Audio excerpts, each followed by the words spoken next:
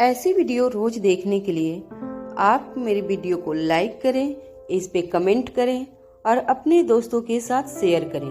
और हाँ, अगर आप इस चैनल पे नए हैं तो इसे सब्सक्राइब करना ना भूलें। अनिका हैरानी से क्रिस्टोफर की आंखों में देखने लगी। क्रिस्टोफर की आंखों में काफी खतरनाक इरादे नजर आ रहे थे। अनिका भी अच्छी तरह से जानती थी कि अगर क्रिस्टोफर ने कोई ऐसी वैसी हरकत करने की कोशिश की तो अनिका अपना बचाव करना अच्छी तरह से जानती थी।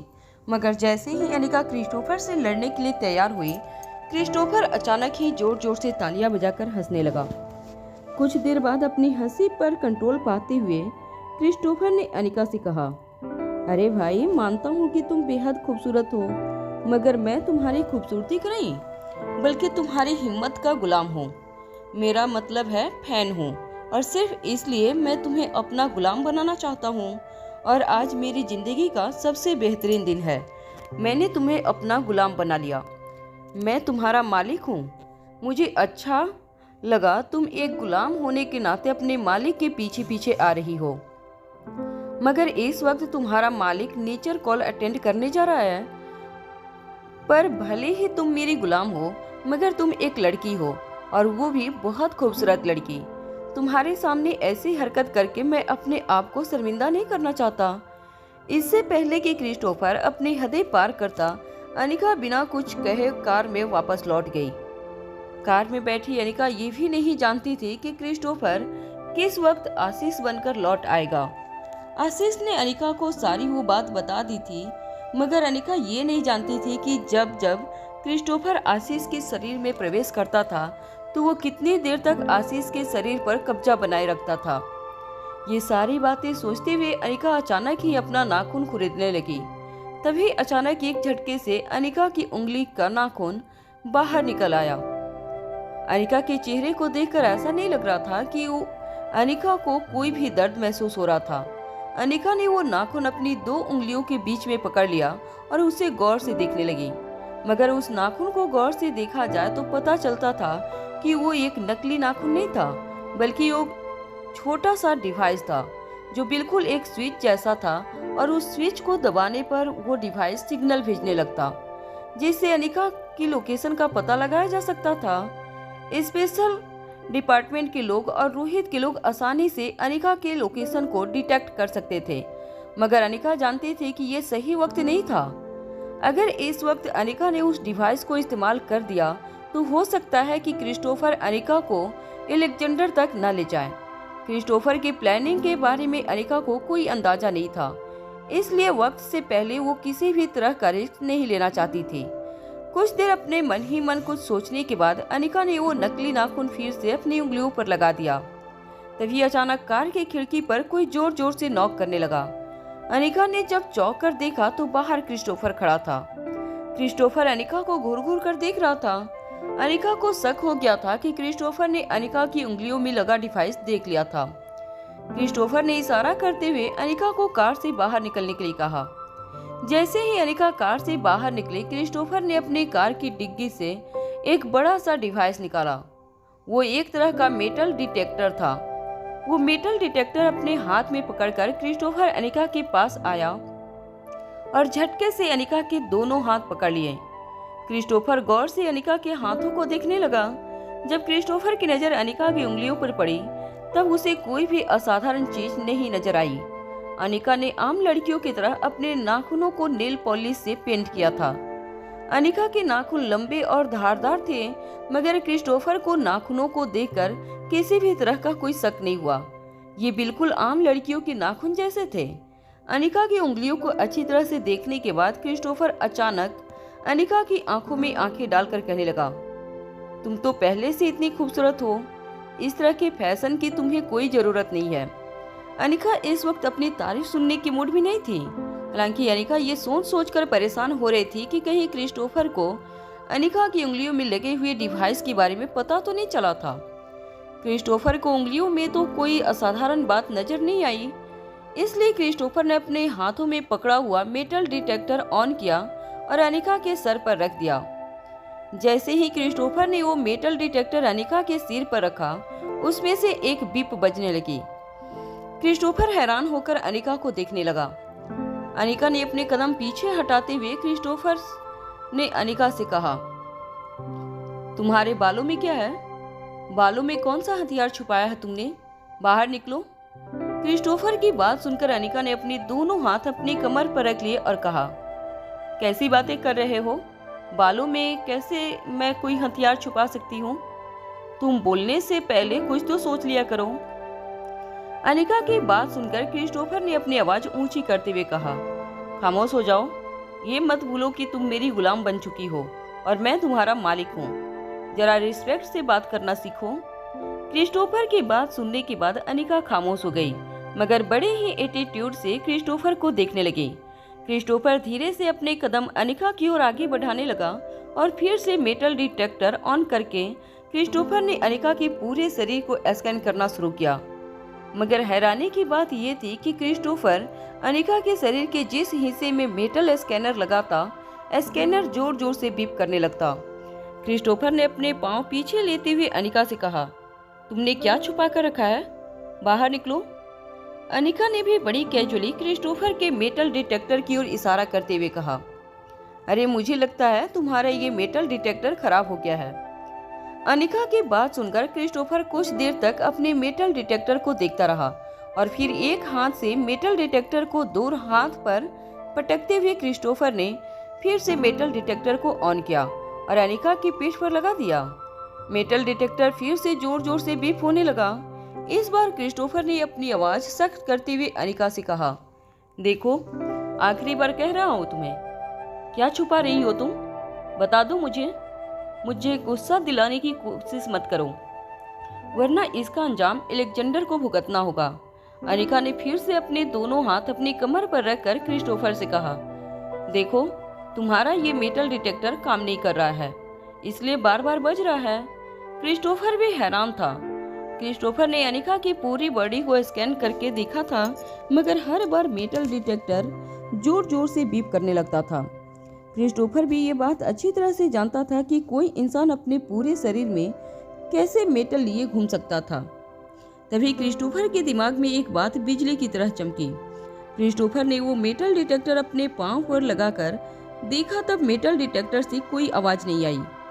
जब क्रिस्टोफर को यकीन हो चुका था कि मेटल डिटेक्टर बिगड़ा नहीं था, अपनी जेब से पिस्तौल निकालते हुए क्रिस्टोफर ने अनिका की ओर तानते हुए कहा, चलो अब तुम्हारी ये नाटक बंद करो और क्या छुपा रही हो बताओ मुझे, वरना भूल जाना कि मैं तुम्हें कभी अलेक्जेंडर के पास लेकर जाऊंगा। ये कहते हुए क्रिस्टोफर ने फिर से मेटल डिटेक्टर को अनिका के सर पर रख दिया। जब मेटल डिटेक्टर जोर जोर से बजने लगा, तब अनिका ने अपने बालों में से एक पतला सा वायर निकाला। अक्सर अनिका इस वायर का प्रयोग छोटे छोटे तालों को खोलने के लिए इस्तेमाल किया करती थी। अनिका ने अपने बालों से वो वायर निकालकर जमीन पर फेंक दिया। जमीन पर गिरे हुए वायर को देखकर क्रिस्टोफर ने अनिका को हैरानी से देखा और कहा, समझ में नहीं आता, तुम डॉक्टर हो कि चोर? ये कहने के बाद क्रिस्टोफर ने अनिका के चेहरे पर मेटल डिटेक्टर लगाया। ठीक अनिका की नाक के पास मेटल डिटेक्टर फिर से जोर जोर से आवाज करने लगा। क्रिस्टोफर ने अनिका से बस इशारे में कहा था कि वो जो कुछ भी छुपा रही थी उसे निकालकर उसी सामने रखे। अनिका ने इस बात का जवाब देते हुए कहा, अरे वो मेरी नाक नकली है, तुम जानते नहीं आजकल की लड़कियां नाक सीधा करवाने के लिए सर्जरी करवाती है, इसलिए अंदर मेटल लगा हुआ है। अनिका की बात सुनकर क्रिस्टोफर ने अनिका से कहा, तुम क्या समझती हो, मैं तुमसे सिर्फ कल मिला हूँ, ये मत भूलो कि कई सालों से मैंने तुम पर नजर बनाकर रखी है। अनिका अच्छी तरह से जानती थी कि अब क्रिस्टोफर के साथ आर्गुमेंट करने का कोई फायदा नहीं था। अनिका ने अपने मुंह के अंदर उंगली डाली और एक दांत जैसा डिवाइस निकालकर जमीन पर फेंक दिया। क्रिस्टोफर ने हैरान होकर अनिका से पूछा, क्या है ये? अनिका ने जवाब देते हुए कहा, जहर है, ये कभी भी काम आ सकता है। क्रिस्टोफर हैरानी से अनिका को देखने लगा। क्रिस्टोफर ने फिर से अनिका के कंधों पर मेटल डिटेक्टर लगाया। मेटल डिटेक्टर फिर से जोर जोर से बजने लगा। इस बार अनिका ने अपने जैकेट के अंदर हाथ डालकर एक स्किन कलर का धागा निकाला। उस धागे को अनिका के हाथ में देकर क्रिस्टोफर ने पूछा, अब ये क्या है?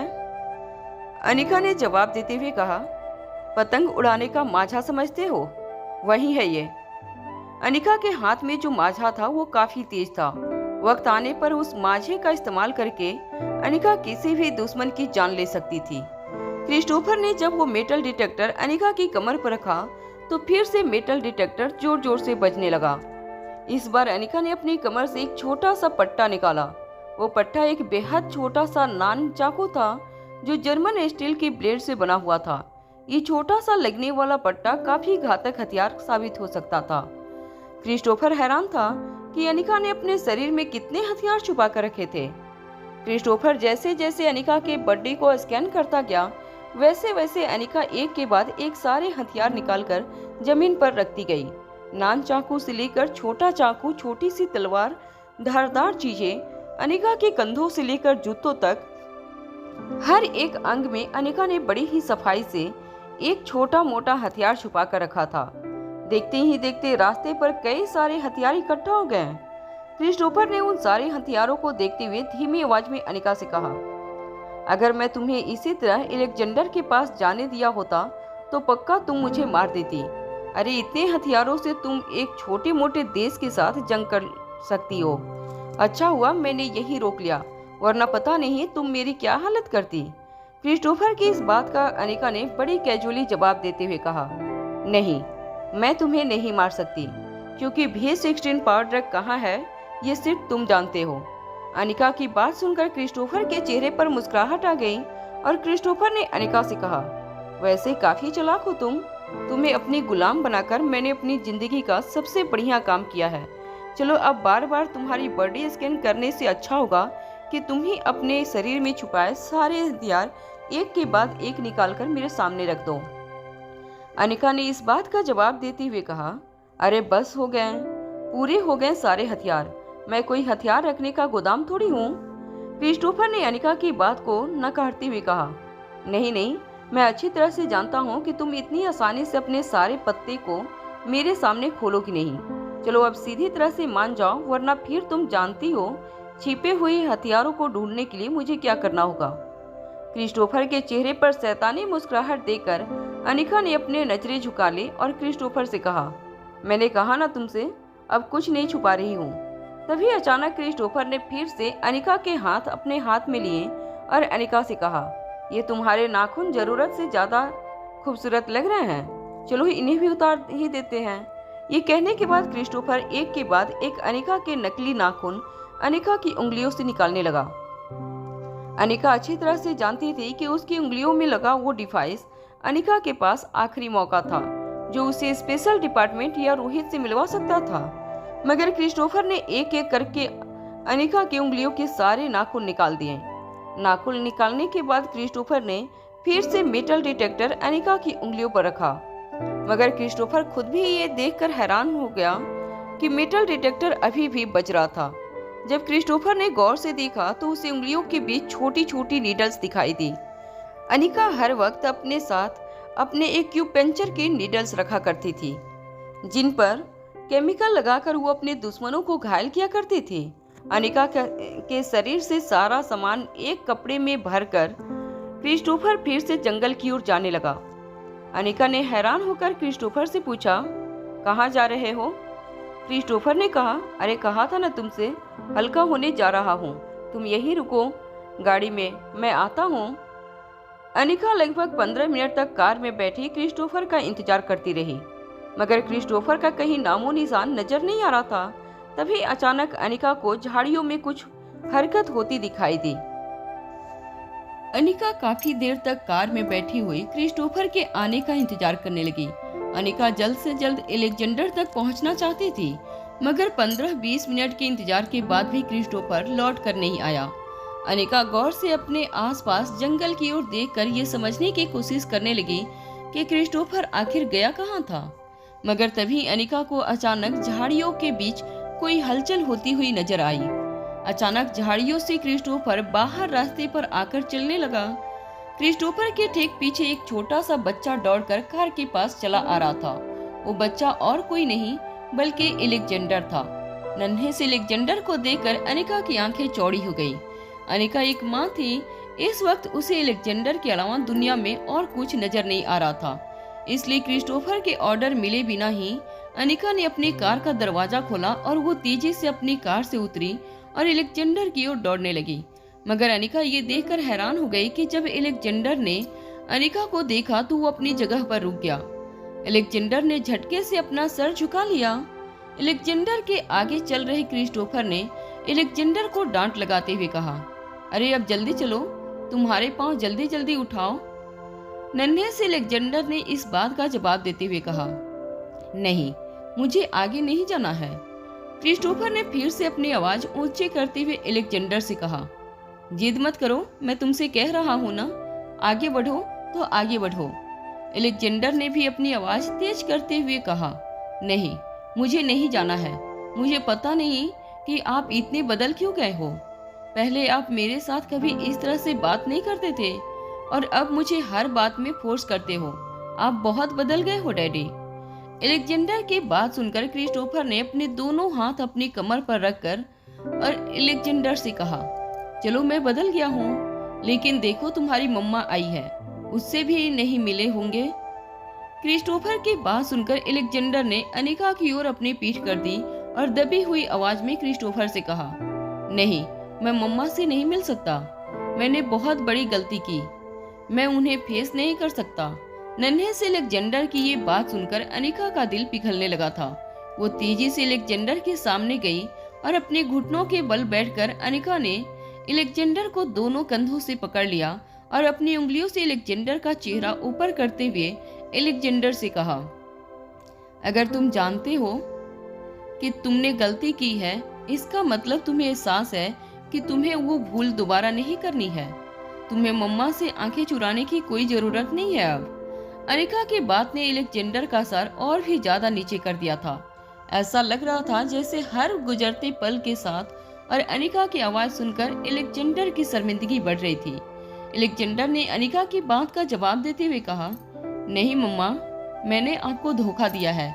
जो दवाई आप इतनी मुश्किल से मेरे लिए लेकर आई थी, वो मैंने आपसे चुराकर डैडी को दे दी। मुझसे बहुत बड़ी गलती हो गई है। अनिका ने नन्हे से अलेक्जेंडर के कंधे पर हाथ रखकर पूछा, अगर तुम्हें पता था कि तुम गलती करने वाले हो तो फिर तुमने इतनी बड़ी गलती क्यों की? अलेक्जेंडर ने अपनी इनोसेंट सी आवाज में जवाब देते हुए कहा, क्योंकि डैडी बीमार थे और डैडी को मैं इस तरह मरते हुए तो नहीं देख सकता, इसलिए मैंने वो दवाई डैडी को दे दी। नन्हे से अलेक्जेंडर की ये बात सुनकर अनिका हैरान रह गई। अनिका ने अलेक्जेंडर को समझाते हुए कहा, देखो बेटा, वो तुम्हारे डैडी नहीं है। अनिका अच्छी तरह से जानती थी कि बचपन से लेकर आज तक अलेक्जेंडर ने क्रिस्टोफर को ही अपना डैडी माना था और अनिका ये भी जानती थी कि अलेक्जेंडर किस स्वभाव का लड़का था।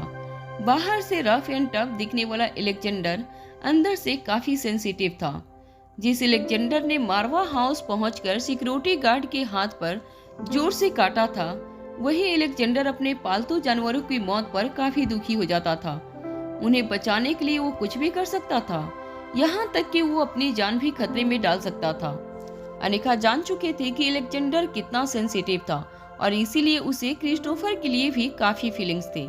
मगर अनिका ये सोच सोच कर हैरान हो रही थी कि आखिर क्रिस्टोफर ने ऐसा क्या जादू किया था बचपन में अलेक्जेंडर पर, जो नन्हा सा अलेक्जेंडर उससे इतना इम्प्रेस हो गया था। अनिका ये भी जानती थी कि कम उम्र में भी अलेक्जेंडर को काफी समझती। वो समझता था कि रस्मी किस तरह की औरत थी। अनिका ने अपनी आंखों से देखा था अलेक्जेंडर रश्मि को किस तरह से ट्रीट करता था। मगर वही अलेक्जेंडर जब क्रिस्टोफर के बारे में बात करता तो हमेशा अलेक्जेंडर की बातों में क्रिस्टोफर के लिए फीलिंग्स नजर आती थी और आज भी क्रिस्टोफर के लिए अलेक्जेंडर के मुंह से बुराई नहीं निकल रही थी। इसलिए अनिका ने अपनी बात आगे बढ़ाते हुए अलेक्जेंडर को समझाते हुए कहा, देखो, मैं जानती हूँ इस आदमी ने बचपन में तुम्हारे साथ अच्छा व्यवहार किया है, मगर वह सब झूठ था। वो नाटक कर रहा था। उसे तुम्हारे लिए असली फीलिंग्स नहीं थी। वो ये सब कुछ सिर्फ इसलिए कर रहा था ताकि वो एक दिन मम्मा से भी 16 पावर ड्रग का एक डोज हासिल कर सके जो उसकी जान बचा सकता है। मगर बेटा, तुम नहीं जानते कि वही भी 16 पावर ड्रग तुम्हारी भी जान बचाने के काम आएगा। हमारे पास सिर्फ एक डोज बाकी है जो तुम्हारी जान बचाने के लिए काफी जरूरी है, मगर उस V16 पावर ड्रग के डोज पर कब्जा करके अब क्रिस्टोफर उसे अपनी जान बचाने के लिए इस्तेमाल करेगा। अनिका की पूरी बात सुनने के बाद अलेक्जेंडर ने बड़ी ही कैजुअली जवाब देते हुए कहा, हाँ, मैं अच्छी तरह से जानता हूँ। अलेक्जेंडर की बात सुनकर अनिका हैरान रह गई। अनिका ने बड़ी बड़ी आंखों से अलेक्जेंडर की ओर देखा और फिर से अलेक्जेंडर के कंधे पर हाथ रखकर अलेक्जेंडर से पूछने लगी, क्या तुम जानते हो V16 पावर ड्रग क्या है और वो क्या कर सकता है? अलेक्जेंडर ने दबी हुई आवाज में जवाब देते हुए कहा, नहीं, मैं ज्यादा कुछ तो नहीं जानता मम्मा, मगर डैडी ने मुझे कॉल पे ही सब कुछ बता दिया था। अनिका अलेक्जेंडर का जवाब सुनकर हैरान रह गई, ये जानते हुए कि V16 पावर ड्रग एकमात्र एक ऐसा डोज था जो अलेक्जेंडर की जान बचा सकता था। अलेक्जेंडर ने वो डोज चुराकर क्रिस्टोफर के हवाले कर दिया था। नन्हे से अलेक्जेंडर ने अपनी बात आगे बढ़ाते हुए अनिका से कहा, डैडी ने मुझे सब कुछ बता दिया था। डैडी मुझे कभी भी झूठ नहीं बोलते। उन्होंने बचपन से लेकर आज तक मुझसे कभी झूठ नहीं कहा है। मैं जब भी मिसबिहेव करता था तब वो कभी मुझ पर हाथ नहीं उठाते थे।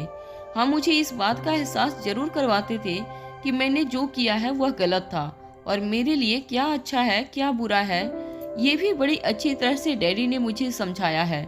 बाकी लोग चाहे मेरे साथ जैसा भी बर्ताव करते, मगर डैडी हमेशा मेरे लिए चॉकलेट लेकर आते हैं क्योंकि उन्हें पता था कि मुझे चॉकलेट कितनी पसंद है। डैडी मेरे दोस्त के लिए भी अलग अलग तरह के खिलौना लेकर आते थे। बटर स्कॉच को मुंह में सॉफ्ट टॉयज पकड़ना बहुत अच्छा लगता था। डैडी हमेशा बटर स्कॉच के लिए कुछ न कुछ लेकर आते थे। मेरे सारे पालतू जानवरों को अच्छा अच्छा खाना खिलाते थे। मगर आज मैं मेरी डैडी से बहुत नाराज हूँ।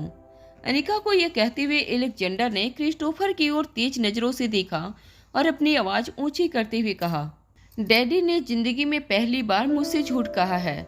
डैडी ने मुझसे कहा था कि अगर मैं उनकी बात मान लूंगा तो वो मम्मी को कभी तकलीफ नहीं पहुंचाएंगे, और अब देखो उन्होंने क्या किया है। ये कहते हुए अलेक्जेंडर क्रिस्टोफर के पास गया और क्रिस्टोफर को अपनी छोटी सी उंगली दिखाते हुए कहने लगा, डैडी, आपने मम्मा को क्यों किडनैप किया है? आपने कहा था कि आप मम्मा को कुछ नहीं करेंगे। आप इतने बदल क्यों गए हो डैडी? आप मुझसे झूठ क्यों बोलने लगे? डैडी, मैं आपसे वादा करता हूँ कि अगर आप मम्मा को जाने देंगे तो मैं इस बात का ख्याल रखूंगा कि मम्मा आपको वापस दोबारा कभी परेशान नहीं करेंगी, और मैं भी आप ही के साथ रहूंगा। जब तक जिंदा रहूंगा मैं आप ही के साथ रहूंगा। ये कहते हुए अलेक्जेंडर क्रिस्टोफर के पैरों से लिपट गया। अपने नन्हे से इनोसेंट बच्चे के मुंह से ये सारी बातें सुनकर अनिका का दिल पिघलने लगा था। अनिका को ऐसा लग रहा था जैसे एक माँ होने के बावजूद वो अपने बच्चे को क्रिस्टोफर के खतरनाक चंगुल से बचा नहीं पा रही थी। नन्हा सा अलेक्जेंडर क्रिस्टोफर के पैरों से सिमटकर बार बार कहता रहा, डैडी, हम यहाँ से चले जाएंगे, आप मम्मा को जाने दो। वो अनिका जो दुनिया की किसी भी ताकत से अकेली टकरा सकती थी, वो अनिका जो आसपास की ऊंचाई से गिरने से भी नहीं डरती थी, उस अनिका को ऐसा लग रहा था जैसे कोई उसके सीने पर धारदार चाकू से लगातार वार कर रहा था। नन्हे से अलेक्जेंडर की ऐसी हालत देखकर अनिका की आंखों से आंसू लगातार टपकने लगे थे। अनिका के समझ में नहीं आ रहा था कि वो अलेक्जेंडर की इस मनोस्थिति को किस तरह संभाले। क्रिस्टोफर ने पूरी तरह से अलेक्जेंडर के दिमाग पर अपना काबू कर लिया था। अनिका अपनी नजरों के सामने अपने बेटे को क्रिस्टोफर के हाथों खोता हुआ देख रही थी, मगर वह लाचार खड़ी कुछ नहीं कर पा रही थी। तभी अचानक क्रिस्टोफर ने अलेक्जेंडर को अपने एक ही हाथ से उठा लिया और बड़ी ही बेरहमी से अलेक्जेंडर के पूरे शरीर को झटकते हुए क्रिस्टोफर ने अलेक्जेंडर से कहा, अरे बेवकूफ बच्चे, मैं ये सब सिर्फ इसलिए कर रहा था क्योंकि मैं V16 पावर ड्रग हासिल करना चाहता था, इसीलिए मैं तुमसे अच्छा व्यवहार करता था। अब ये बकवास करना बंद करो और मेरा दिमाग मत खाओ। ये कहने के बाद क्रिस्टोफर ने बड़ी ही बेरहमी से नन्हे से अलेक्जेंडर को अनिका की ओर हवा में उछाल दिया। अनिका ने बड़ी ही ध्यान से अलेक्जेंडर को अपनी बाहों में पकड़ लिया। क्रिस्टोफर ने अपना हाथ झटकते हुए अनिका से कहा, अब ये माँ बेटे का ड्रामा बंद करो, मैं बहुत बोर हो रहा हूँ, और ये मत भूलो कि अब तुम मेरी गुलाम हो और ये तुम्हारा बेटा, गुलाम का बेटा, मेरा गुलाम ही रहेगा। इसे अच्छी तरह से समझा दो, वरना इसे समझा देना भी मुझे बुरा कोई नहीं होगा, और तुम भी समझ लेना, अगर इस लड़के ने 1 और मिनट भी मेरा सर खाया तो इसे इसी मेटल डिटेक्टर से इतना मारूंगा कि इसकी हड्डियां टूट जाएगी। ये कहने के बाद क्रिस्टोफर सीधा अपनी कार में जाकर पैसेंजर सीट पर बैठ गया। क्रिस्टोफर के जाने के बाद अनिका ने जब अलेक्जेंडर का चेहरा देखा तो वो काफी घबराया हुआ नजर आ रहा था। ऐसा लग रहा था कि उसे अपनी जिंदगी का सबसे बड़ा शौक मिला था। अनिका ने अलेक्जेंडर की छाती पर हाथ फेरते हुए कहा, देखो बेटा, तुम जब बड़े हो जाओगे ना, तब इन सारी बातों को समझ पाओगे। इंसान कब रूप बदल लेता है, कब पूरी तरह से अपने स्वभाव बदल लेता है, इन सब चीजों के पीछे जो कारण होता है वो कारण इस वक्त तुम नहीं समझ पाओगे। अनिका की बात को बीच में ही काटते हुए अलेक्जेंडर ने कहा, मम्मा, आप डैडी की बातों का बुरा मत मानना। वो कभी कभी ऐसी बातें करते हैं, मगर दिल के बहुत अच्छे हैं। आप बिल्कुल मत घबराना, वो मुझे कभी नहीं मारेंगे। अनिका नहीं समझ पा रही थी कि अलेक्जेंडर के मन में क्रिस्टोफर की जो छवि थी उससे वो कैसे मिटाएं। अपने छोटे से बेटे को किस तरह समझाएं कि क्रिस्टोफर कितना खतरनाक आदमी था, और अगर इस वक्त अलेक्जेंडर की जान का इस दुनिया में कोई सबसे बड़ा दुश्मन था तो वो था सिर्फ क्रिस्टोफर, जिसे अलेक्जेंडर इतने इमोशंस दिखा रहा था।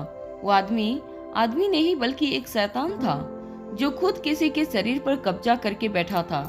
अनिका नन्हे से अलेक्जेंडर को लेकर कार के पास गई और अलेक्जेंडर को कार की बैक सीट पर बिठाकर खुद ड्राइविंग सीट पर बैठ गई।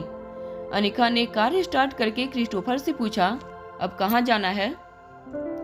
क्रिस्टोफर ने आगे बढ़ने का इशारा करते हुए अनिका से कहा, अब जब तक मैं ना कहूँ गाड़ी मत रोकना। अनिका लगातार 36 घंटों तक कार चलाती रही। 36 घंटों के बाद कार एक चेक पोस्ट पर आकर रुकी। अनिका को तब एहसास हुआ कि वो चेक पोस्ट कोई मामूली चेक पोस्ट नहीं थी, बल्कि 3 अलग अलग देशों के बॉर्डर पर बनी हुई बड़ी सी चेक पोस्ट थी। लगातार 36 घंटे ड्राइव करने के बाद अनिका काफी थकान महसूस कर रही थी।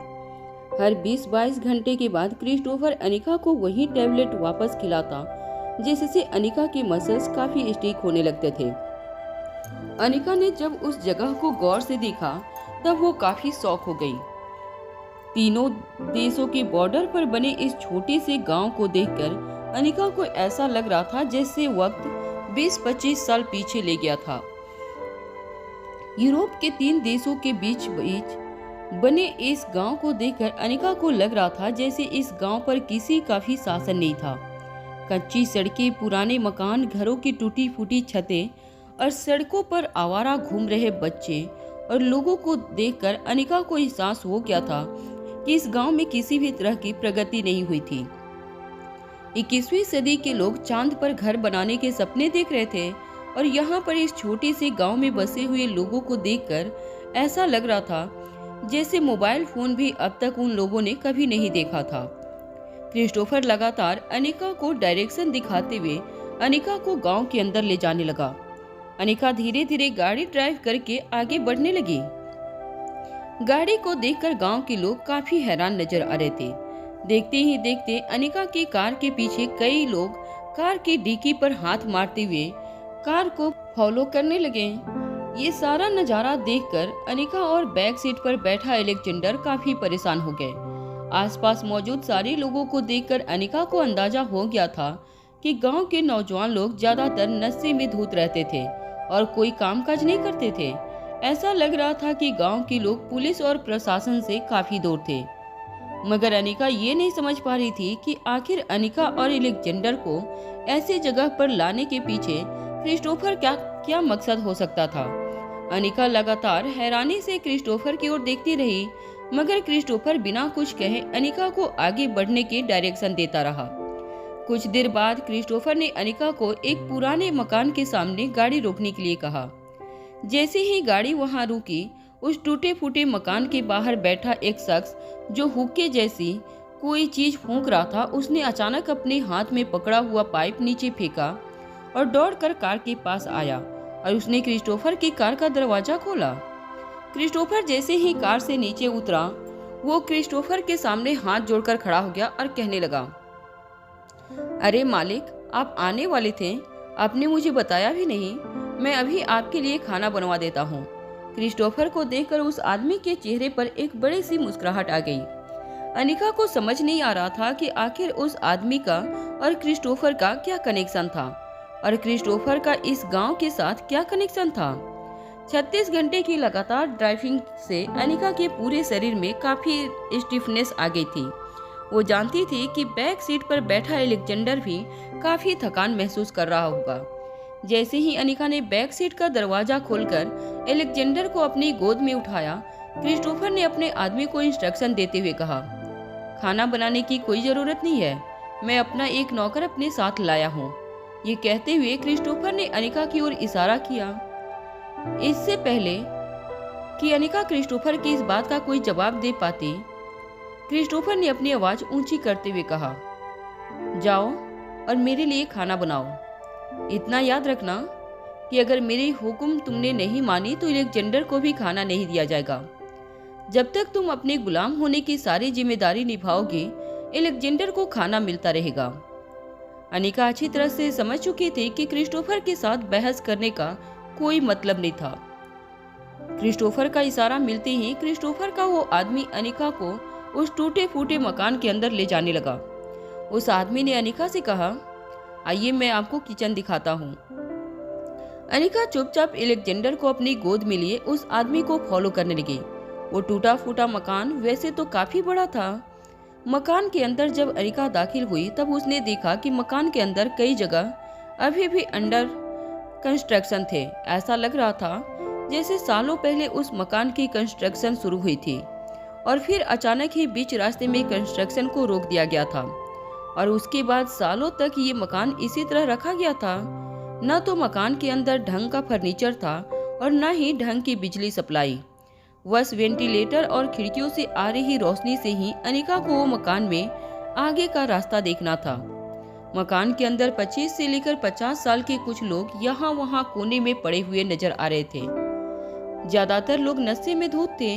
इस भयानक जगह को देखकर एलेक्जेंडर ने अनिका को कस के पकड़ लिया। तभी अनिका ने धीमी आवाज में एलेक्जेंडर के कानों में कहा, चिंता मत करो, मम्मा तुम्हारे साथ है, बस अपनी आंखें बंद करो और कुछ देर आराम करो, मम्मा तुम्हारे लिए अभी खाना भिजवाएंगी। एलेक्जेंडर के कानों में ये कहने के बाद अनिका ने अपने आगे चल रहे आदमी से कहा, देखिए मेरा बच्चा काफी थक गया है, उसे आराम करने के लिए क्या कोई कमरा मिल सकता है। अनिका के आगे चलता हुआ वो आदमी अचानक रुक गया। फिर कुछ देर अनिका को ऊपर से नीचे तक देखने के बाद उस आदमी ने ऊपर की ओर इशारा करते हुए कहा, ऊपर एक बेडरूम है, वहीं सुला दो बच्चे को। पुरानी सी लग रही है सीढ़ियों को चढ़कर अनिका ने ऊपर बने एक छोटे से बेडरूम में एलेक्जेंडर को बिस्तर पर सुला दिया और दरवाजा बंद करने से पहले अनिका ने एलेक्जेंडर से कहा, तुम बिल्कुल फिक्र मत करना, तुम यहाँ बिल्कुल सेफ हो, मम्मा नीचे है। एलेक्जेंडर भी अच्छी तरह से जानता था कि उसकी मम्मा किस तरह की सिचुएशन में फंसी थी, इसलिए अपनी मम्मा को परेशान न करते हुए एलेक्जेंडर चुपचाप बिस्तर पर लेट गया और अपनी आंखें बंद कर ली। एलेक्जेंडर के चेहरे को देखकर अनिका इतना समझ गई थी कि एलेक्जेंडर को अपने किए पर बहुत पछतावा हो रहा था और अब एलेक्जेंडर की वजह से अनिका को किसी भी बात की तकलीफ न पहुंचे, एलेक्जेंडर इसका खास ध्यान रख रहा था। अनिका जब सीढ़ियां उतरकर वापस नीचे आई तो क्रिस्टोफर का आदमी वहीं खड़ा अनिका तक का इंतजार कर रहा था। अनिका जैसे ही नीचे आई उस आदमी ने किचन की ओर इशारा करते हुए कहा, वो किचन है, अंदर सारा सामान पड़ा है। इससे पहले कि अनिका किचन की ओर अपने कदम आगे बढ़ाती, एक 25-30 साल की लड़की दौड़कर क्रिस्टोफर के आदमी के पास आई और कहने लगी, हैरी, क्या मालिक आए हैं? रुको, मैं अभी उनके लिए खाना बना देती हूँ। जैसे ही औरत किचन की ओर अपने कदम आगे बढ़ाने लगी, क्रिस्टोफर का वो आदमी जिसका नाम हैरी था, उसने उस औरत को रोकते हुए कहा, अरे रुक जाओ, तुम अंदर मत जाना, आज ये लड़की मालिक के लिए खाना बनाएगी। जैसे ही हैरी ने उस लड़की को ये बात कही, वो लड़की अनिका को घूर घूर कर देखने लगी। कुछ देर तक अनिका को देखने के बाद उस लड़की ने हैरी की ओर मुड़कर कहा, ये तुम कैसी बात कर रहे हो? मालिक ने मुझे खास तौर पर यहाँ इसलिए रखा है ताकि मैं उनके लिए खाना बना सकूं। तुम इस औरत को मालिक के लिए खाना बनाने के लिए कैसे कह सकते हो? हैरी को ये कहने के बाद वो लड़की फिर से किचन की ओर अपने कदम आगे बढ़ाने लगी। तभी हैरी ने अपनी आवाज ऊंची करते हुए उस लड़की से कहा, अरे सुना नहीं तुमने मैंने क्या कहा? चलो किचन से दूर हो जाओ और इस लड़की को जाने दो किचन के अंदर। जैसे ही हैरी की आवाज ऊंची हुई वो लड़की अपनी जगह पर रुक गई। उस लड़की की आंखों से आंसू बहने लगे। उस लड़की ने हैरी की ओर देखकर कहा, तुम मुझसे इस तरह से बात क्यों करते हो? और आखिर इस लड़की के हाथों में ऐसा क्या जादू है कि तुम इसे मालिक के लिए खाना बनाने को कह रहे हो? क्या ये मुझसे बेहतर खाना बनाना जानती है? उस लड़की की बात पूरी होती ही हैरी ने उस लड़की से कहा, अब तुम यहाँ पर चुपचाप खड़ी हो जाओ वरना मुझे गुस्सा आ जाएगा। इसके बाद हैरी ने इशारा करते हुए अनिका से कहा, जाओ अंदर किचन में बॉस के लिए खाना बनाओ। अनिका जैसे ही किचन की ओर अपने कदम आगे बढ़ा रही थी, उस लड़के की आंखों में अनिका के लिए गुस्सा बढ़ता ही जा रहा था। अचानक किचन में एंटर होने से पहले अनिका ने अपने कदम रोक लिए और मुड़कर पीछे खड़ी उस लड़की से कहा, मेरा बेटा इस वक्त ऊपर सोया है, उसे भी बहुत भूख लगी है, क्या तुम उसके लिए खाना बना सकती हो? जैसे ही क्रिस्टोफर के आदमी हैरी ने अनिका की ये बात सुनी, उसने आगे आकर अनिका से कहा, देखो ये किचन सिर्फ मालिक के लिए इस्तेमाल होता है, इसमें सिर्फ मालिक के लिए खाना बनाया जा सकता है। इसके बाद हैरी ने मुड़कर उस लड़की की ओर देखा और कहा, तुम एक काम करो, तुम दूसरे किचन में जाकर खाना बनाओ। हैरी के ऑर्डर मिलते ही वो लड़की अपने गालों से आंसू पोंछते हुए वहां से चली गई। उस लड़के के जाने के बाद अनिका किचन के अंदर एंटर हुई। कुछ देर अपनी कमर पर हाथ रखकर अनिका किचन में खड़ी सोचती रही कि वो क्या बना सकती थी। अनिका ने जब बच्चों को जन्म दिया था, उसके बाद रेखा मौसी अनिका को अपने साथ लेकर गई थी। उसके बाद अनिका को कभी भी किचन में पांव रखने की जरूरत नहीं पड़ी थी। अनिका ने कभी सोचा नहीं था कि जिंदगी कभी अनिका को इस मोड़ पर भी ले आएगी कि अनिका को किसी के लिए खाना बनाना होगा। मगर अपने बेटे अलेक्जेंडर की जान बचाने के लिए अनिका को क्रिस्टोफर की हर बात माननी होगी, ये बात भी है अनिका अच्छी तरह से जानती थी। कुछ देर बाद अनिका ने चूल्हे पर कढ़ाई चढ़ाई और सब्जी काटने लगी। फिर एक के बाद एक सारी सब्जियां अनिका कढ़ाई में डालने लगी। जब अनिका ने पीछे मुड़कर देखा तब अचानक उसे एहसास हुआ कि क्रिस्टोफर अपने दोनों हाथ किचन के दरवाजे से लगाकर खड़ा था। वो घूर घूर कर अनिका को देख रहा था। अनिका भी अचानक क्रिस्टोफर को देखकर चौंक गई। अनिका ने क्रिस्टोफर से पूछा, तुम यहाँ क्या कर रहे हो? क्रिस्टोफर ने अनिका के चेहरे पर हैरानी देखकर अनिका से कहा, अरे डरो मत, मैं तो सिर्फ ये देखने आया था कि कहीं तुम खाना खिलाने के बहाने मुझे जहर तो नहीं खिलाओगी। क्रिस्टोफर की ये बात सुनने के बाद अनिका मन ही मन कुछ सोचने लगी। वैसे तो अनिका ने भी ठीक यही प्लानिंग की होती। क्रिस्टोफर के लिए खाना बनाने के बाद उसने खाने में जहर मिला दिया होता, मगर क्रिस्टोफर ने अनिका का सारा सामान और उसके सारे हथियार जब्त कर लिए थे। और अनिका ये भी जानती थी कि V16 पावर ड्रग मिलने से पहले वो क्रिस्टोफर की जान नहीं ले सकती थी, वरना अलेक्जेंडर की जान बचाना उसके लिए बेहद मुश्किल हो जाता। क्रिस्टोफर की मुस्कुराहट के सामने अनिका ने भी अपने चेहरे पर हल्की सी मुस्कान लाते हुए कहा, तुम अच्छी तरह से जानते हो कि मैं चाहकर भी ये नहीं कर सकती। अचानक ही अनिका से बात करते हुए क्रिस्टोफर ने अपनी आंखें बंद कर ली और वो अनिका की कढ़ाई में लगाए हुए तड़के से आने वाली खुशबू को सूंघने लगा। सूंघते सूंघते क्रिस्टोफर के चेहरे पर बड़ी सी मुस्कान आ गई। क्रिस्टोफर ने अनिका से पूछा, अरे वाह, कौन सी सब्जी बना रही हो? अनिका ने कैजुअली जवाब देते हुए कहा, मिक्स वेजिटेबल। क्रिस्टोफर कढ़ाई से आने वाली खुशबू को सूंघते हुए गैस के पास गया और अपने दोनों हाथ प्लेटफॉर्म पर रखकर अपना सर कढ़ाई की ओर ले गया। वो दोनों आंखें बंद करके सब्जी से आने वाली खुशबू को महसूस करने की कोशिश कर रहा था। फिर अचानक ही क्रिस्टोफर ने अपनी आंखें खोल दी और अनिका की ओर मुड़कर पूछा, क्या तुमने इसी तरह की सब्जी रोहित के लिए भी बनाई है? अनिका ने एक लंबी सांस लेते हुए अपने दोनों हाथ अपनी कमर पर रखे और क्रिस्टोफर से कहा, नहीं, कभी नहीं। अनिका का यह सवाल सुनते ही क्रिस्टोफर के चेहरे की मुस्कान और भी ज्यादा तेज हो गई। क्रिस्टोफर जोर जोर से तालियां बजाने लगा और अनिका से कहने लगा, भाई वाह, तब तो आज तुम्हारे हाथ का खाना खाने में मजा ही आ जाएगा। क्रिस्टोफर ये भी जानता था कि अनिका काफी वक्त से भूखी थी। 36 घंटे लगातार ड्राइव करके अनिका काफी थक चुकी थी। गाड़ी में जो खाने पीने की चीजें मौजूद थी वो काफी लिमिट थे और अनिका ने अपने हिस्से का सारा खाना एलेक्जेंडर को खिला दिया था। क्रिस्टोफर नहीं चाहता था कि वो कभी हॉल्ट लेकर लंच या डिनर करे, क्योंकि वो बूढ़े किंग के लिए किसी भी तरह का सुराग छोड़ना नहीं चाहता था। क्रिस्टोफर ने स्टैंड में से एक चम्मच उठाई और कढ़ाई में से एक सब्जी का निवाला निकालते हुए अपने नाक के पास रखकर और सूंघकर अनिका की ओर देखकर कहा, इससे पहले तुम खाओ। क्रिस्टोफर की बात सुनकर अनिका चौंक गई। जब क्रिस्टोफर ने खाना अनिका को ऑफर किया तब अनिका को काफी भूख लगी थी। 2 दिन की ट्रैवलिंग में अनिका ने ज्यादा कुछ नहीं खाया था, इसलिए फिलहाल भूख की मारी अनिका के पेट में चूहे दौड़ रहे थे। मगर अनिका को समझ नहीं आ रहा था कि निवाला खुद अपने मुंह में पहले रखने के बजाय क्रिस्टोफर अनिका को क्यों ऑफर कर रहा था। तभी क्रिस्टोफर की सख्त आवाज अनिका के कानों पर पड़ी। क्रिस्टोफर ने अनिका से कहा, मैं देखना चाहता हूँ कि तुमने किसी तरकीब से इसके अंदर जहर तो नहीं मिलाया। अनिका बड़ी बड़ी आंखों से क्रिस्टोफर को देखती रही। उसके बाद अनिका ने भी स्टैंड से एक चम्मच निकाली और कढ़ाई से थोड़ी सी सब्जी चम्मच में लेकर अपने मुंह में रख दी। गरम गरम सब्जी मुंह में रखते ही अनिका ने कुछ देर के लिए अपना मुंह खोल लिया और सब्जी के ठंडे होने का इंतजार किया।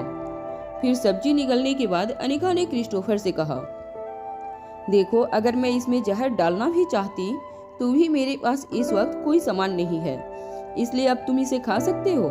चाह कर भी मैं इसमें जहर नहीं मिला सकती और इस बात का मुझे अफसोस रहेगा। अनिका का तीखा जवाब सुनते ही क्रिस्टोफर ने अपने हाथों में पकड़ी हुई चम्मच पर थोड़ी सी फूंक मारी और अपने मुंह में निवाला रखकर अनिका से कहा, काफी तीखी है। क्रिस्टोफर की बात सुनकर अनिका सरप्राइज हो गई।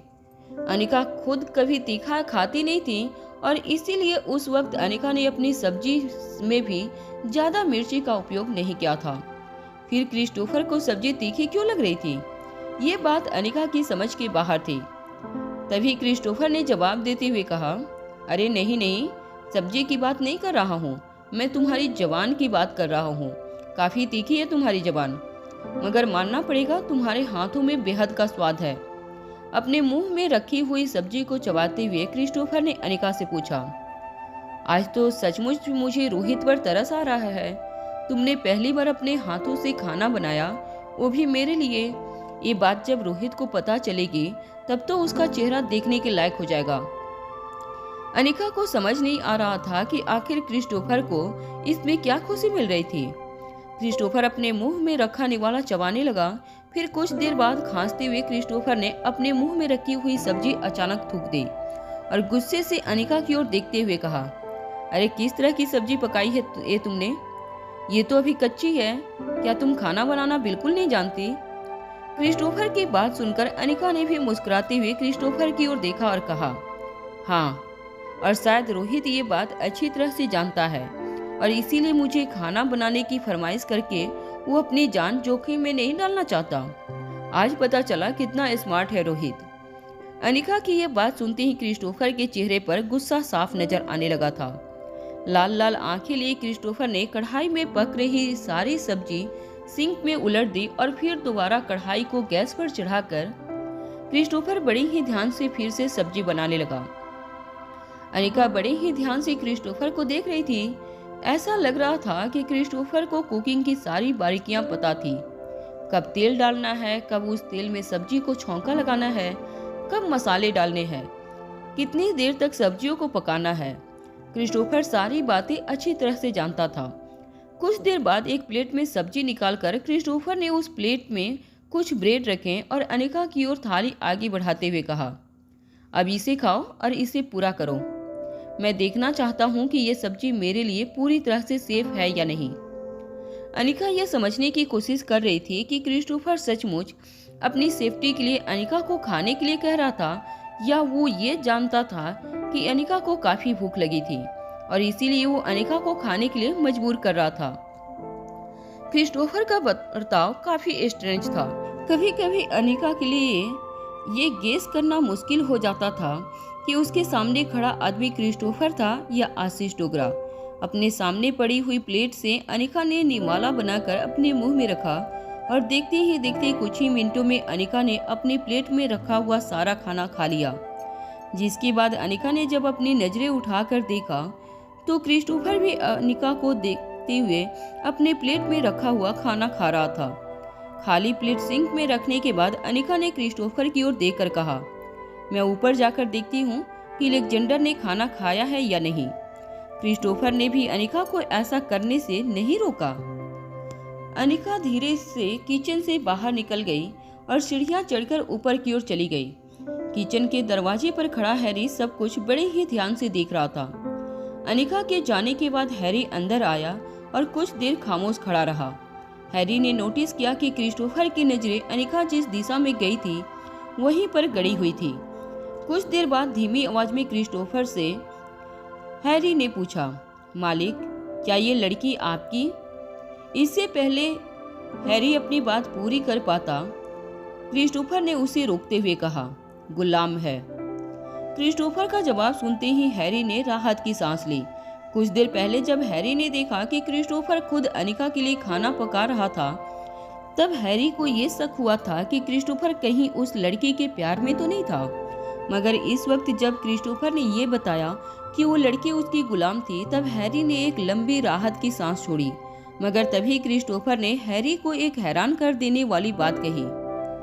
क्रिस्टोफर ने हैरी से कहा, हाँ, वो लड़की मेरी गुलाम है, मेरी पर्सनल गुलाम।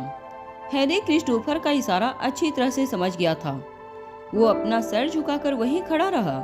क्रिस्टोफर ने थाली से आखिरी निवाला खाते हुए अपनी उंगलियां चाटी और खाली प्लेट हैरी के हाथ में दे दी। वहां ऊपर अलेक्जेंडर को जिस बेडरूम में अनिका ने सुलाया था, जब अनिका उस बेडरूम के दरवाजे पर पहुंची तब उसके कानों पर उस लड़की की आवाज पड़ी।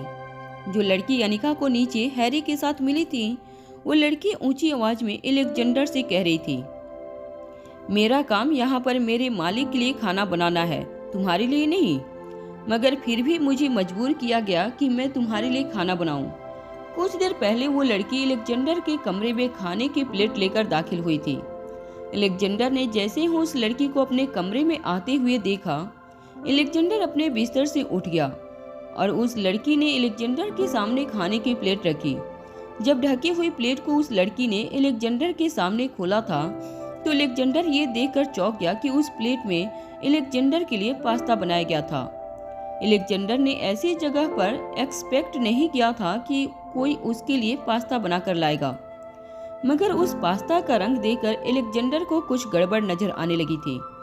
जब अलेक्जेंडर ने उस पास्ता को सूंघकर देखा, तो अलेक्जेंडर को एहसास हुआ कि वो पास्ता आम पास्ता से काफी अलग था। उसका सॉस काफी फीका नजर लग रहा था, न ही ठीक से चीज डली हुई थी और न ही पास्ता का कलर आम पास्ता जैसा था। मगर इससे पहले कि अलेक्जेंडर उस लड़की को कोई सवाल कर पाता, उस लड़की ने अलेक्जेंडर से पूछा, क्या तुम क्रिस्टोफर के नाजायज बेटे हो? उस लड़की के मुंह से ऐसी बात सुनकर अलेक्जेंडर को गुस्सा आ गया। अलेक्जेंडर महज 6 साल का बच्चा था, मगर नाजायज शब्द का मतलब वो अच्छी तरह से समझ पा रहा था। जब वो पहली बार मारवा हाउस में आर्यन और रिया को मिला था, तभी मारवा हाउस में रह रहे बाकी लोगों ने कई बार इस तरह से ताना मार मार के अलेक्जेंडर को इमोशनल चोट पहुंचाने की कोशिश की थी। उस वक्त इंटरनेट पर अलेक्जेंडर ने नाजायज शब्द का मतलब अच्छी तरह से समझ लिया था। उस लड़की की तेज नजरों से देखते हुए अलेक्जेंडर ने कहा, नहीं, मैं उनका बेटा नहीं हूँ। पिछले 2 दिनों से क्रिस्टोफर जिस तरह से अलेक्जेंडर से पेश आ रहा था, अलेक्जेंडर भी क्रिस्टोफर से काफी नाराज हो गया था। उसके बाद इस लड़की ने जब अलेक्जेंडर को नाजायज कहकर पुकारा, तो क्रिस्टोफर के लिए अलेक्जेंडर के मन में गुस्सा और भी ज्यादा बढ़ गया। जैसे ही उस लड़की ने अलेक्जेंडर के मुंह से ये सुना कि अलेक्जेंडर क्रिस्टोफर का नाजायज बेटा नहीं था, उस लड़की के चेहरे पर मुस्कान आ गई। बिस्तर पर अलेक्जेंडर के बगल में बैठते हुए उस लड़की ने अलेक्जेंडर से पूछा, तो तुम्हारी माँ का हमारे मालिक के साथ क्या रिश्ता है? अलेक्जेंडर की समझ में नहीं आ रहा था कि वो लड़की इस तरह के सवाल क्यों पूछ रही थी। अलेक्जेंडर ने जब चम्मच में पास्ता का एक निवाला लिया, तब उसे एहसास हुआ कि पास्ता बिल्कुल खाने के लायक नहीं था। चम्मच दोबारा प्लेट में रखते हुए अलेक्जेंडर ने उस लड़की से कहा, ये पास्ता खाने के लायक नहीं है। उस लड़की के हाथ में एक और प्लेट थी जो ढकी हुई लग रही थी। इससे पहले कि वो लड़की कोई रिएक्ट कर पाती, अलेक्जेंडर ने उस लड़की के हाथ से वो खाने की प्लेट ले ली और ऊपर से ढक्कन हटा दिया। अलेक्जेंडर ने देखा कि जिस प्लेट में रखा हुआ पास्ता काफी अलग था, उस पर चीज अच्छी तरह से डली हुई थी और उसका सॉस भी बिल्कुल गाढ़ा था। उस पास्ता को देखकर ऐसा लग रहा था जैसे वो पास्ता काफी डिलीशियस था। अलेक्जेंडर को भी काफी भूख लग रही थी, इसीलिए जब अलेक्जेंडर ने अपने हाथों में पकड़ी हुई चम्मच उस पास्ता की प्लेट में डालने की कोशिश की, उस लड़की ने अलेक्जेंडर के हाथों से वो प्लेट छीनते हुए कहा, तुम भी बिल्कुल अपनी माँ की तरह बेशरम हो। तुम्हारे अंदर भी मैनर्स नहीं है।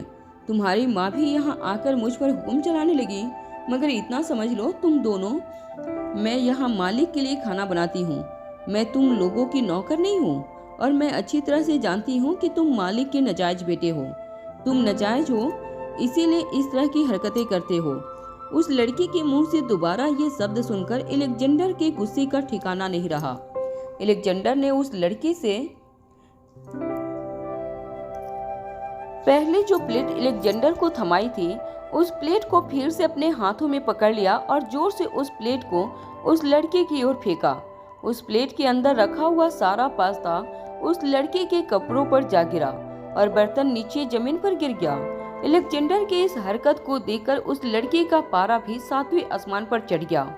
अपने हाथों में पकड़ी हुई प्लेट को एक साइड टेबल पर रखकर उस लड़की ने अपनी स्लीव ऊपर चढ़ाते हुए अलेक्जेंडर से कहा, रुक जाओ, तुम शैतान के बच्चे, ऐसे सुधरोगे नहीं। तभी अलेक्जेंडर ने भी अपनी आवाज ऊंची करते हुए उस लड़की से कहा, मुझे गालियां मत दो। मुझे गाली देने वाले लोग बिल्कुल पसंद नहीं है। उस लड़की ने भी पलटकर जवाब देते हुए कहा, और तुम भी सुन लो कि तुम भले ही मालिक के नाजायज बेटे हो, मगर मैं यहाँ सिर्फ मालिक के लिए काम करती हूँ, तुम्हारे लिए काम नहीं करूँगी। और इस वक्त मैं तुम्हें ऐसा मजा चखा दूंगी कि तुम जिंदगी भर याद रखोगे और मुझसे रिस्पेक्ट से बात किया करोगे। ये कहकर जैसे ही उस लड़की ने अलेक्जेंडर पर हाथ उठाने के लिए अपना हाथ उठाया, दरवाजे पर खड़ी अनिका कमरे के अंदर आ गई और उसने उस लड़की का हाथ पकड़ लिया। उस लड़की ने भी तेजी से अनिका का हाथ झटक दिया। अनिका को क्रिस्टोफर ने जो टेबलेट खिलाई थी, उसकी वजह से अनिका के मसल्स में ज्यादा पावर नहीं था और इसीलिए अनिका ज्यादा सख्ती से उस लड़की का हाथ नहीं पकड़ पाई थी। जैसे ही वो लड़की अनिका से अपना हाथ छुड़ाकर अलेक्जेंडर की ओर आगे बढ़ने लगी, अनिका ने अपने शरीर की पूरी ताकत इस्तेमाल करके पास पड़ी एक पुरानी सी लकड़ी की चेयर उठाकर उस लड़की के पैरों के पास फेंकी। लकड़ी की चेयर जैसे ही उस लड़के के पैरों पर पड़ी, वो लड़की उस चेयर से टकराकर सीधे जमीन पर गिरी। अपनी मम्मा को कमरे में आया हुआ देखकर अलेक्जेंडर भी बिस्तर से उठकर दौड़कर अनिका के पास आया और अनिका के पैरों से लिपटकर अनिका के पीछे छुप गया। जमीन पर गिरी उस लड़की ने अपने आप को संभाला और अपने पैरों पर खड़े होते हुए अनिका से कहा, तुम्हारी हिम्मत कैसे हुई मुझ पर हाथ उठाने की? क्या तुम जानती भी हो मैं कौन हूँ? देखो अब मैं तुम्हारा क्या हाल करती हूँ। अभी इसी वक्त मैं तुम्हारी कंप्लेन करती हूँ मालिक से, फिर तुम्हें पता चलेगा कि मैं कौन हूँ और मुझ पर हाथ उठाने का क्या अंजाम हो सकता है। अनिका भी जानना चाहती थी कि वो लड़की कौन थी और यहाँ किस हैसियत से रह रही थी। तभी दरवाजे पर खड़े एक आदमी ने सख्त आवाज में उस लड़की से पूछा, क्या हो रहा है यहाँ पर? दरवाजे पर खड़े क्रिस्टोफर की आवाज सुनते ही कमरे में खड़े सभी लोग बिल्कुल शांत हो गए। अनिका अब तक क्रिस्टोफर के स्वभाव को अच्छी तरह से जान चुकी थी। अपना मतलब पूरा होने के बाद क्रिस्टोफर कहीं न कहीं अलेक्जेंडर को काफी गुस्से और नफरत से देखता था और अनिका जान चुकी थी कि इस बार भी खाना बनाने वाली लड़की की कंप्लेन की वजह से क्रिस्टोफर अलेक्जेंडर को जरूर कुछ न कुछ सजा देगा। इसलिए अनिका ने घबराए हुए अलेक्जेंडर को अपने पीछे छुपा लिया। क्रिस्टोफर को दरवाजे पर खड़ा देखते ही खाना बनाने वाली लड़की दौड़कर क्रिस्टोफर के पास गई और क्रिस्टोफर का कंधा पकड़कर रोती हुई आवाज में कहने लगी, मालिक देखो ना, इस औरत ने मेरे साथ क्या किया। इस लड़के को जब मैंने भूखा देखा है तब मुझे उस पर दया आ गई। मैंने इसके लिए पास्ता बनाया। मैं अच्छी तरह से जानती हूँ कि बड़े बड़े शहरों में बच्चे इसी तरह का खाना खाना पसंद करते हैं। मैंने इतने प्यार से पास्ता बनाकर इसे खिलाने की कोशिश की, मगर ये लड़का तो उल्टा मुझ पर ही रौब झाड़ने लगा। कहने लगा, मुझे ये चाहिए, मुझे वो चाहिए। यहाँ तक कि इसने पास्ता के प्लेट भी मुझे फेंक कर मारी। छोटे से बच्चे के अंदर ऐसे संस्कार देखकर मैंने इसे समझाने की कोशिश की कि बड़ों पर इस तरह से हाथ नहीं उठाया करते, मगर ये लड़का मुझसे बदतमीजी से बातें करने लगा। जब मैंने इसे समझाया कि इस तरह बड़ों को गालियां नहीं देते, तो अचानक ही इसकी माँ कमरे के अंदर आ गई और देखिए क्या क्या इसने मेरे साथ। इतनी भारी कुर्सी मुझे फेंक कर मारी। तब मैं अच्छी तरह से समझ गई कि अगर माँ ही ऐसी है तो बच्चे के अंदर इसी तरह के संस्कार होंगे। ये कहने के बाद वह खाना बनाने वाली लड़की जोर जोर से रोने लगी। कुछ देर तक सिसकियां लेने के बाद रोती हुई आवाज में उस लड़की ने क्रिस्टोफर से कहा, मालिक, मैं यहाँ आपके कहने पर आपके लिए खाना पकाती हूँ। मगर यह छोटा सा लड़का मुझसे कहने लगा कि तुम मेरी गुलाम हो और मैं जो कहूँगा वही तुम्हें करना होगा। अब आप ही बताइए मालिक, आपके अलावा मैं किसी और को अपना मालिक कैसे बना सकती हूँ। अनिका उस लड़की की बातें सुनकर हैरान हो गई थी, मगर अनिका जानती थी कि इस वक्त उस लड़की के साथ बहस करने का कोई फायदा नहीं था। वो लड़की झूठ बोल रही थी और अनिका और अलेक्जेंडर सच बोल रहे थे। इन सब बातों का इस जगह पर कोई वजूद नहीं था। अपने दोनों हाथ दरवाजे पर रखकर कुछ देर के लिए क्रिस्टोफर अनिका को देखता रहा। तभी अचानक क्रिस्टोफर ने अपने दोनों हाथ दरवाजे के कोने से हटाए और अपनी जेब में हाथ डालकर उसने अपने चश्मे निकालकर पहन लिए और फिर उस खाना पकाने वाली लड़की की ओर देखकर कहने लगा, उस बच्चे को जो चाहिए वही उसे पकाकर खिलाया करो। उस लड़के की कही हुई हर बात तुम्हें माननी होगी। क्रिस्टोफर के मुंह से ये बात सुनकर खाना पकाने वाली लड़की काफी हैरान हो गई। हालांकि अनिका और अनिका के पीछे छिपा अलेक्जेंडर भी क्रिस्टोफर की यह बात सुनकर काफी हैरान हो गए थे। तभी क्रिस्टोफर ने अपने दोनों हाथ अपनी जेब में डालते हुए उस खाना पकाने वाली लड़की से कहा, आज के बाद मेरी फेवरेट बनने के लिए तुमने इस तरह की झूठी कहानियों का सहारा लिया तो मुझसे बुरा कोई नहीं होगा। इस बार क्रिस्टोफर की बात सुनने के बाद उस लड़की की आंखों से सचमुच के आंसू टपकने लगे। उसने सिसकती हुई आवाज में क्रिस्टोफर से कहा, मगर क्रिस्टोफर मालिक, यहाँ पर आपके अलावा किसी और का हुक्म कैसे चल सकता है। तभी उस लड़की के कानों पर एक आवाज पड़ी, क्रिस्टोफर ने मुझे आशीष कहकर पुकारा करो। वो लड़की दंग रह गई। यह आवाज सुनते ही अनिका ने राहत की सांस ली। अनिका समझ गई थी कि क्रिस्टोफर इस वक्त आशीष के शरीर से जा चुका था और आशीष ने फिर से अपने शरीर पर कब्जा कर लिया था। आशीष ने बेडरूम के बाहर देखकर आवाज लगाते हुए हैरी को बुलाया। हैरी जैसे ही आशीष के पास आया, आशीष ने खाना पकाने वाली लड़की की ओर इशारा करते हुए हैरी से कहा, इसे यहाँ से बाहर ले जाओ और इस लड़की को थोड़ी सी तमीज सिखाओ। बच्चों के साथ किस तरह से पेश आते हैं, अगर इसे ना आता हो तो इसे अच्छी तरह से सिखाओ और अभी के अभी किसी और से कहकर बच्चे के लिए खाना बनवाओ। हैरी समझ गया था कि उसका बॉस कुछ अलग ही मूड में था। अगर उसे ज्यादा इरिटेशन हुई तो अच्छा नहीं होगा। इसलिए रोती हुई सिसकती हुई लड़की को कंधे से पकड़कर हैरी अलेक्जेंडर के बेडरूम से बाहर ले जाने लगा। वो लड़की लगातार अपने मालिक की ओर देखकर कहती रही, मालिक, उस औरत के बच्चे के लिए आप मेरे साथ जो कुछ भी कर रहे हैं वो बहुत गलत कर रहे हैं। मैंने आपकी सेवा की है, मैं आपको अपना मालिक मानती हूँ, आप मेरे साथ ऐसा नहीं कर सकते। जब हैरी उस लड़की को कमरे से बाहर ले गया तो कमरे में कुछ देर तक बिल्कुल शांति छाई रही। आशीष अपना सिर झुकाकर अपनी जेब में हाथ डालकर कुछ देर तक अपनी जगह पर खड़ा रहा। अनिका एक बार कंफर्म कर लेना चाहती थी कि उसके सामने खड़ा आदमी सचमुच आशीष ही था और क्रिस्टोफर पूरी तरह से उस शरीर से निकल चुका था। धीरे से अपने कदम आशीष की ओर आगे बढ़ाते हुए अनिका ने गहरी सांस लेते हुए कहा, क्या तुम सचमुच आशीष ही हो या फिर ये तुम्हारी कोई नई चाल है। अनिका के सामने खड़े आशीष ने अपने चेहरे से चश्मे उतारे, फिर उन्हें साफ करते हुए वापस पहन लिए और अनिका से कहा, तुम रिलैक्स कर सकती हो, मैं आशीष ही हूँ। आशीष के मुंह से यह बात सुनते ही अनिका और अलेक्जेंडर दोनों ने राहत की सांस ली। हालांकि अलेक्जेंडर अभी तक समझ नहीं पा रहा था कि वो जिसने इतने सालों से अपना डैड समझ रहा था वो स्लिप्ड पर्सनालिटी का शिकार था। मगर कहीं न कहीं अलेक्जेंडर को इतना तो पता चल गया था कि जब भी उसके डैड इस तरह की आवाज में बात करते हैं तब वह काफी अच्छी तरह से पेश आते थे। जमीन पर पड़ी लकड़ी की छोर को उठाते हुए आशीष ने अनिका से कहा, माफ करना, वो तुम्हें ये सब कुछ सहना पड़ रहा है। आशीष की ओर हैरानी से देख रही अनिका ने धीमी आवाज में आशीष से पूछा, अच्छा मुझे एक बात बताओ, क्या हम दोनों इस वक्त जो बात कर रहे हैं वो क्रिस्टोफर सुन पा रहा है? अलेक्जेंडर बड़ी ही ध्यान से आशीष और अनिका के बीच हो रही बातों को सुन रहा था।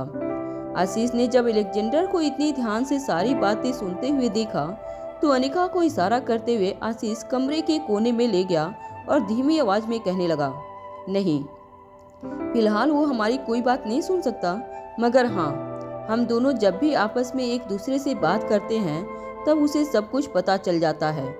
अनिका अच्छी तरह से जानती थी कि सिचुएशन काफी कॉम्प्लिकेटेड थी। एक ही दिमाग में रहने वाली दो पर्सनालिटीज आपस में इस तरह से जुड़ चुकी थी कि चाहकर भी आशीष अपने मन की बातें क्रिस्टोफर से नहीं छुपा सकता था। हालांकि इस वक्त अनिका के सामने जो इंसान खड़ा था वो आशीष डोगरा ही था, मगर अनिका ये भी अच्छी तरह से जानती थी कि जब क्रिस्टोफर वापस लौटेगा तो वो जरूर आशीष से पूछताछ करेगा। मगर इस वक्त अनिका आशीष से जो बात करना चाहती थी बेहद जरूरी थी। अनिका ने आशीष से कहा, क्या तुमने कभी साइकोथेरेपी के बारे में सुना है? साइकोथेरेपी का नाम सुनते ही आशीष के चेहरे पर काफी परेशानी नजर आने लगी। ऐसा लग रहा था जैसे आशीष इस ट्रीटमेंट के बारे में सुनकर काफी हैरान रह गया था। उसने शायद इससे पहले इस ट्रीटमेंट के बारे में कभी सोचा नहीं था, मगर आशीष अच्छी तरह से जानता था कि अनिका कितनी काबिल डॉक्टर थी।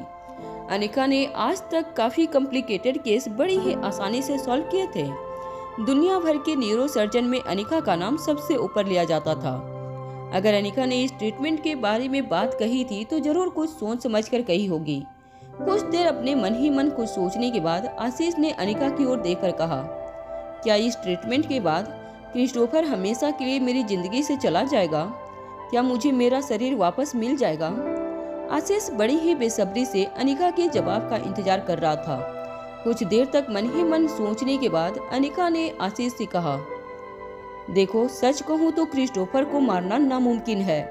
अनिका की ये बात सुनकर आशीष के चेहरे पर फिर से मायूसी छा गई। आशीष ने अपनी नजरें झुका ली। आशीष को हल्की हल्की खांसी भी आने लगी थी। आशीष को कमरे में रखा पानी का गिलास देते हुए अनिका ने कहा, मगर हाँ, मेरे पास एक तरकीब है जिसकी वजह से क्रिस्टोफर तुम्हें कभी भी जिंदगी में दोबारा परेशान नहीं कर पाएगा। आशीष अनिका की बात समझ नहीं पा रहा था। अनिका ने अपनी पूरी बात समझाते हुए आशीष से कहा, देखो, जिस तरह कोई जंगली जानवर पागल हो जाता है तो उसे एक पिंजरे में कैद कर लिया जाता है जिसकी वजह से वह बाकी इंसानों को और बाकी जानवरों को तकलीफ ना पहुंचाए, ठीक उसी तरह हम क्रिस्टोफर को एक पिंजरे में कैद कर सकते हैं जिससे वो कभी आजाद नहीं हो पाएगा।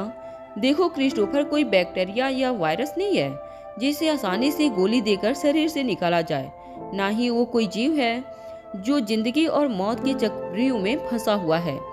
क्रिस्टोफर एक सोच है, एक एहसास है, और सोच को खत्म कर पाना मुश्किल ही नहीं नामुमकिन है। मगर हाँ, सोच को बदला जा सकता है। अगर सब कुछ सही चला और तुमने मेरा साथ दिया तो हो सकता है कि हम क्रिस्टोफर को हमेशा हमेशा के लिए किसी ऐसे पिंजरे में कैद कर लें और तुम्हारे ही मन के अंदर इतनी गहराइयों तक उसे दफन कर दें कि वो कभी लौटकर वापस सतह पर पहुंच ही न पाए। अनिका की बातें काफी कॉम्प्लिकेटेड थी, मगर आशीष अच्छी तरह से समझ पा रहा था कि अनिका क्या कहना चाहती थी। आशीष ने अपने मन ही मन कुछ सोचने के बाद अनिका से पूछा, मुझे बताओ कि ये इलाज करने में कितना वक्त लगेगा? मेरा मतलब है, ये जो कुछ भी तुम कह रही हो उसे अचीव करने में हमें कितना टाइम लगेगा? अनिका ने एक लंबी राहत की सांस लेते हुए आशीष से कहा, देखो, वक्त का तो कुछ कहा नहीं जा सकता। ये न्यूरोलॉजिकल इशू है। दिमागी बीमारी के इलाज में कितना वक्त लग सकता है ये कहना तो बहुत मुश्किल है। कभी कभी 1 सेशन, कभी 2, कभी 6 महीने, तो कभी 6 साल। ये इस बात पर भी डिपेंड करता है कि क्रिस्टोफर तुम्हारी सोच के अंदर कितना गहरा उतर चुका है। फिलहाल तुम्हारी कंडीशन देखकर मुझे लग रहा है कि क्रिस्टोफर को तुम्हारी जहन से बाहर निकालना इतना भी आसान नहीं होने वाला है। मगर तुम ऐसा क्यों पूछ रहे हो? तभी आशीष ने जवाब देते हुए कहा, देखो, सच कहूँ तो मुझे कोई फर्क नहीं पड़ता कि क्रिस्टोफर जब मेरे अंदर रहे या ना रहे। मेरी जिंदगी में कुछ ही दिनों का वक्त रह गया है जीने के लिए। सच कहूँ तो मुझे अब जीने की ज्यादा तमन्ना भी नहीं है। क्रिस्टोफर मेरे अंदर से चला जाए या मेरे साथ रहे, मुझे इससे कोई फर्क नहीं पड़ता। मगर इस वक्त हम क्रिस्टोफर को चाह कर भी मेरी जिंदगी से दूर नहीं कर सकते हैं। अनिका आशीष की ये बात सुनकर हैरान रह गई। आशीष ने अपनी बात आगे बढ़ाते हुए कहा, अभी तक मुझे ये नहीं पता चल पाया कि क्रिस्टोफर ने V16 पावर ड्रग कहाँ छुपाया है। इससे पहले कि मैं ये जान सकूं कि V16 पावर ड्रग का आखिरी डोज क्रिस्टोफर ने कहाँ छुपाया है, हम चाह कर भी क्रिस्टोफर को मेरी जिंदगी से अलग नहीं कर सकते। अब तो मेरी जिंदगी का एक ही मकसद रह गया है, किसी भी तरह V16 पावर ड्रग का आखिरी डोज हासिल करके हम एलेक्जेंडर का इलाज करें। एलेक्जेंडर का इलाज हो जाए, उसके बाद मैं मर भी जाऊं तो मुझे कोई गम नहीं होगा। आखिर मेरी जिंदगी में अब कितने ही दिन बच गए हैं, और जिस दिन मेरी मौत होगी मेरे साथ साथ क्रिस्टोफर भी हमेशा हमेशा के लिए इस दुनिया से चला जाएगा। इसलिए क्रिस्टोफर को इस वक्त मेरे साथ जुड़े रहना होगा। जिस तरह अपने मतलब के लिए वह अब तक सब कुछ अपने प्लान के हिसाब से चलाता रहा है, अब उसी तरह से मेरे मतलब के लिए मैं अब क्रिस्टोफर के साथ रहूंगा। मेरे लिए तो इतना ही काफ़ी है कि मैं कभी कभार अपने शरीर में लौटकर फिर से अपने शरीर पर कुछ वक्त के लिए अपना कब्जा कर सकूं। अपने ही घर में चोरों की तरह आता हूं मैं, कुछ वक्त यहाँ पर सुकून के गुजार सकूं, यही मेरे लिए बहुत है। अनिका भी अच्छी तरह से समझ पा रही थी कि अगर क्रिस्टोफर के जरिए आशीष को V16 पावर ड्रग के आखिरी डोज तक पहुंचना था तो क्रिस्टोफर का आशीष के शरीर में रहना बहुत जरूरी था। अनिका को आशीष की कंडीशन के लिए काफी सारी फीलिंग हो रही थी, मगर वो मजबूर थी। अगर एलेक्जेंडर को बचाने के लिए V16 पावर ड्रग जरूरी ना होता तो अनिका ने किसी भी कीमत पर आशीष की मदद करके क्रिस्टोफर को उसकी जिंदगी से हमेशा हमेशा के लिए दूर कर दिया होता। कुछ देर तक खामोश रहने के बाद अनिका ने आशीष के कंधे पर हाथ रखकर कहा, ठीक है, हमें थोड़ा इंतजार करना होगा, उसके बाद हम तुम्हारा इलाज शुरू करेंगे।